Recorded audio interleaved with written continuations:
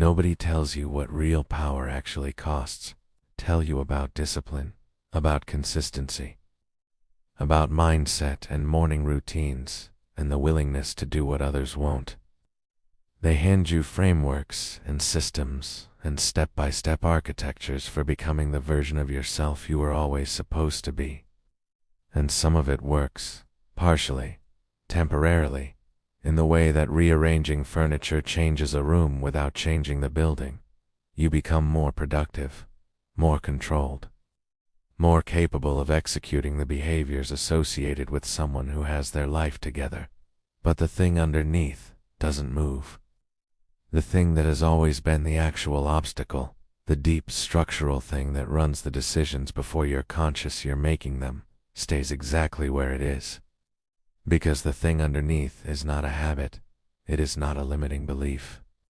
It is not something you can optimize around or rewire with enough repetition. It is you, the version of you that was built to survive a world you no longer live in. It's the identity architecture that was assembled so carefully, so early, under so much pressure, that it became indistinguishable from who you actually are. Real power requires its death, not transformation, not evolution. Not an upgraded version of the same structure wearing different clothes. Death. The self that most people spend their lives protecting and performing is not who they are.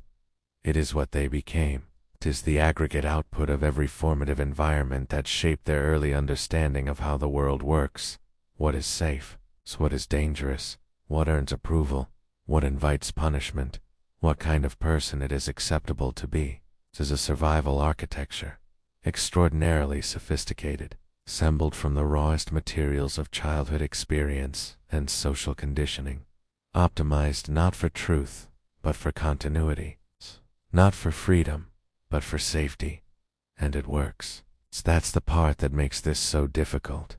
The constructed self works. It keeps you functional. It keeps you legible to the world around you.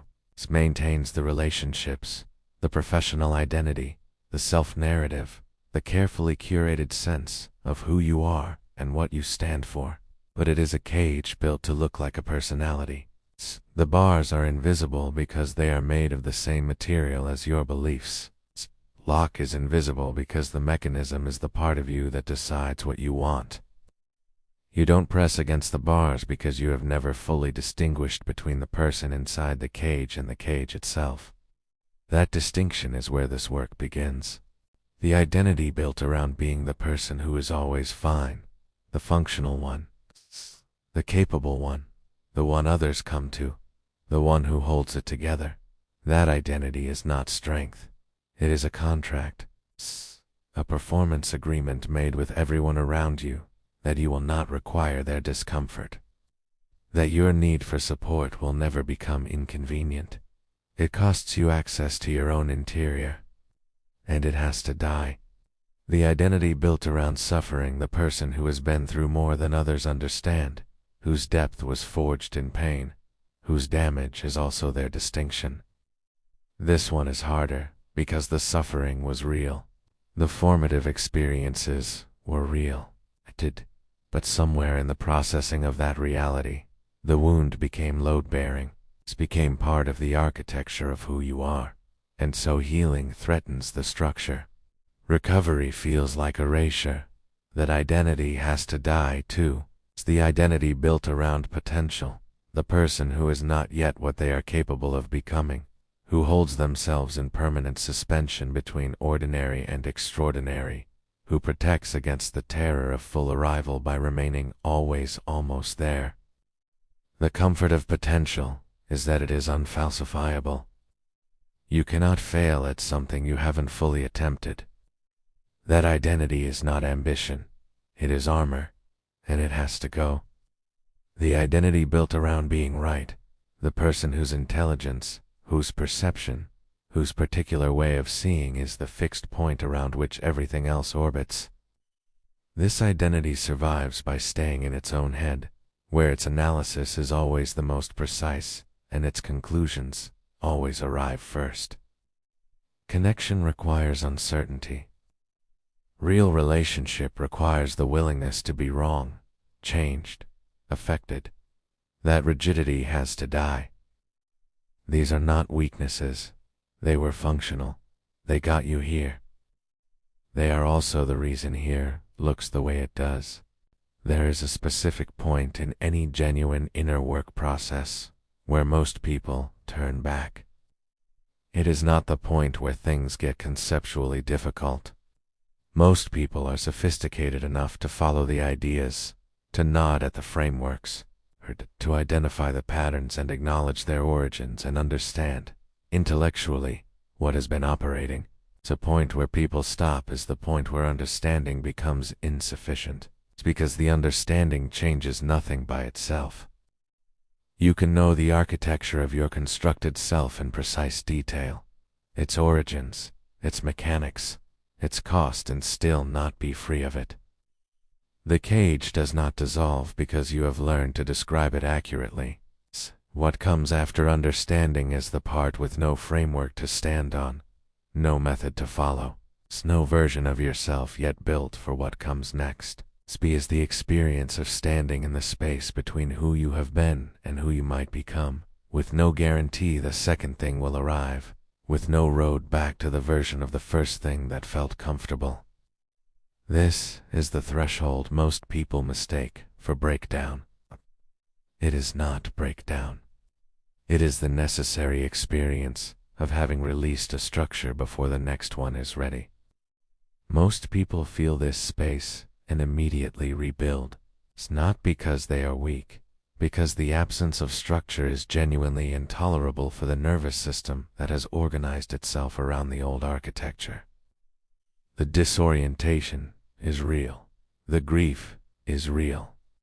And so they rebuild something that looks almost identical to what dissolved. A slightly updated version. A more self-aware version of the same fundamental structure. And call it growth. What makes psychological death different from the concept of transformation is the grief. Transformation implies continuity. An improved version of the existing thing. Be something that retains the essential identity across the change. The self-improvement industry depends on transformation, on the idea, that you can build a better you without losing the you that is being built upon. Psychological death does not work that way. When something load-bearing in the identity structure dissolves, the things that were resting on it are destabilized. The relationships configured around the old version, the self-narrative, the ways you understood your own behavior, the explanations you gave yourself for the choices you made, all of it becomes uncertain. Not false, uncertain. Which is often harder than false, because falsehood is clean. Uncertainty requires you to hold the possibility that you don't yet know who you are on the other side of this. The grief is real. It is the grief of a death, and it should be treated with the same seriousness. The person you were, however constructed, however limiting, was real, was yours. It's made the decisions that created the life you're currently living. It deserves to be mourned, not merely shed. People who rush this process, who treat the dissolution as a clean upgrade rather than a genuine loss, carry the grief forward into the next version, unprocessed. And it surfaces there, in the same patterns, wearing new language. The willingness to grieve what you are releasing is not weakness. It is the difference between psychological death and psychological costume change. There is no clean protocol for this. That is the first thing to understand. Again, it will be the most frustrating thing in this video for anyone who arrived here looking for a system. Systems are what the constructed self is most comfortable with. Systems allow the existing architecture to manage the process of its own dismantling, which is not how dismantling works. What actually produces dissolution is sustained contact with the places the identity structure cannot tolerate, not exposure, not forcing. It's contact. The willingness to remain present with the experience you have been most consistently managed, the one your behavioral patterns most reliably exist to prevent you from having. For some people, this is stillness. The constructed self lives in motion, in productivity, in problem solving, in the management of everything around it. Such stillness removes the machinery and leaves only the person. And the person that's left, without the machinery, without the performance, without the context that confirms the identity, that person is the beginning of something. For others, it is intimacy, not physical intimacy, psychological intimacy. The experience of being fully seen by another person and not managing their reaction, of allowing someone else to know something real and sitting with what happens next. For others, it is failure. Not failure as an event to recover from, but failure as a sustained experience that the identity cannot reframe. It's the thing that the constructed self's mechanisms are genuinely unable to spin. It's the experience that reveals, undeniably, that the story was a story. The mechanics differ. The principle is constant. The dissolution happens at the edge of what the constructed self can manage. If you find that edge, and you stay at it, there is a period after dissolution begins, and before the next coherent structure emerges, where there is nothing. Not peace, not freedom, not the relief you might expect from having released something that was costing you. Just an absence of the organizing principle that made experience legible. This is the void, and it is the most misunderstood part of this process. The void is not a problem to be solved. It is not a symptom of having done something wrong. It is not depression, though it can feel like depression. It is not crisis, though the nervous system will interpret it as one. The void is what real freedom feels like from the inside before you know how to inhabit it. The constructed self was the lens through which experience had meaning. When the lens dissolves, meaning becomes temporarily unavailable. It's not gone unavailable. The person in the void is not broken. It's there between lenses, and the world looks unfiltered, which is not the same as empty, though it registers that way. It is the only available relief, and the nervous system will drive toward relief with extraordinary urgency. The practice, and it is a practice, requiring active maintenance, is to remain in the void without reconstruction, to tolerate the unorganized experience, to let meaning be absent without moving to manufacture it. What emerges from the void, when you allow it, is not the next version of the constructed self. It is something more fundamental than that. The version of power that most people are pursuing is the constructed self's version. It is power as a defense against powerlessness. Power as the accumulated means of never being in a position of vulnerability again. Power as control over circumstances, over outcomes, over the perceptions of others. Power as the successful management of all the variables that the early environment made feel unmanageable. This version of power is inexhaustible in its demand. There is no amount of it that resolves the underlying powerlessness, because the powerlessness was never about the external world. It was about the constructed self's relationship with its own interior, the parts it could not tolerate, could not integrate, could not afford to feel in the environments where it was assembled. Real power is not the acquired capacity to manage everything external. It is the absence of the need to. It emerges from having gone through the dissolution process, from having released the structures that required constant maintenance. The identities that required constant performance, the defenses that required constant activation. What remains when those are gone is not weakness. It is something quieter and more stable than anything the constructed self could generate through effort. It does not require external confirmation. It does not fluctuate with circumstances. It is not a posture. It is the difference between someone managing the appearance of power and someone for whom power is simply the baseline condition of their interior. That difference is detectable. It is the thing that some people walk into a room carrying, and most people cannot articulate but feel immediately.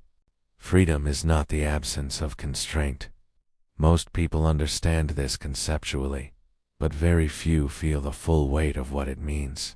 The constructed self experiences freedom as the removal of external limitations, more money, less obligation, more choices, fewer people telling it what to do. This is freedom as a condition to be achieved, something outside the self that, once obtained, will finally allow the self to relax into who it actually is. But the constructed self does not relax. It is constitutionally incapable of relaxing, because relaxation is what it was built to prevent. Its entire architecture is organized around the management of internal experience, the suppression of what is unacceptable, the performance of what is required, the constant low-level expenditure of energy required to maintain coherence. Give the constructed self unlimited external freedom, and it will immediately reconstruct its cage from the new materials. Because the constraint was never outside it. Real freedom is the freedom from the constructed self's requirements, from the compulsion to perform, from the weight of maintaining identities that were never truly yours, from the exhausting work of being who you needed to be in environments that no longer exist. It is not a feeling of liberation. It is more like the absence of a weight you carried for so long you stopped registering it as a weight. It's when it lifts. What you notice first is not joy. It is space.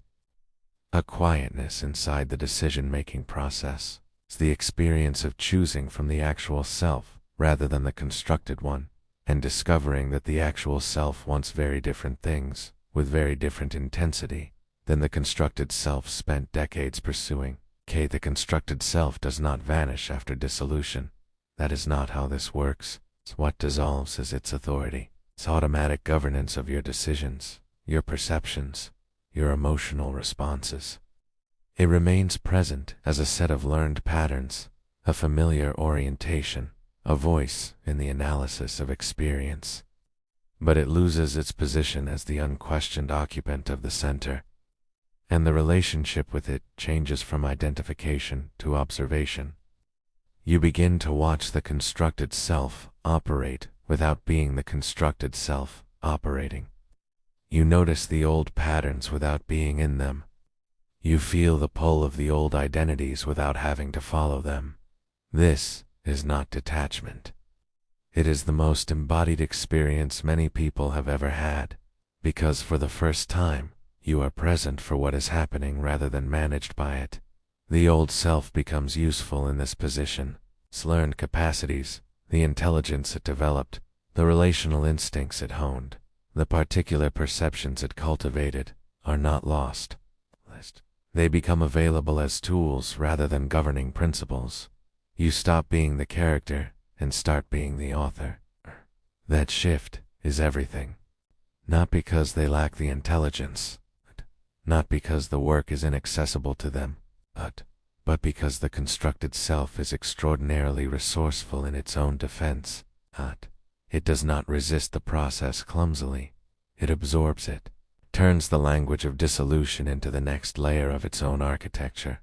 It learns to speak fluently about death and rebirth and shadow work and ego dissolution, and uses that fluency to perform the change rather than undergo it.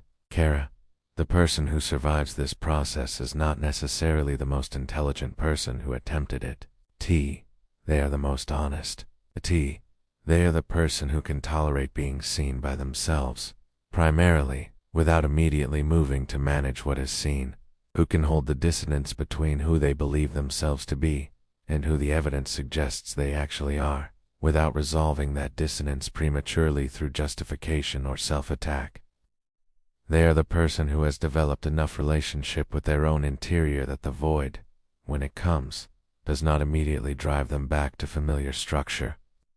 This is not a character type, it is a capacity, and like any capacity, it is built through repeated contact with the edge, through deliberate practice of sitting with the unmanaged, through the accumulated evidence of having survived things. The constructed self was certain it could not. It built the tolerance for dissolution by beginning, stopping, noticing you stopped, and beginning again.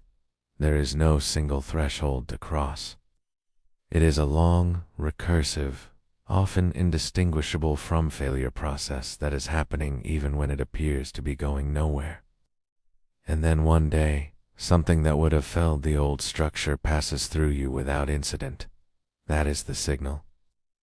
Not that the work is done, that it has begun to work. If this reached something in you, if it named a process you've been in without knowing what to call it, or identified the exact point where you've been stopping, then you're exactly where this channel exists to meet you. Subscribe. Stay close to this work. Every video on this channel is built for the person who is done with surfaces and ready to go into the actual architecture. The links below will take you further. The work continues there.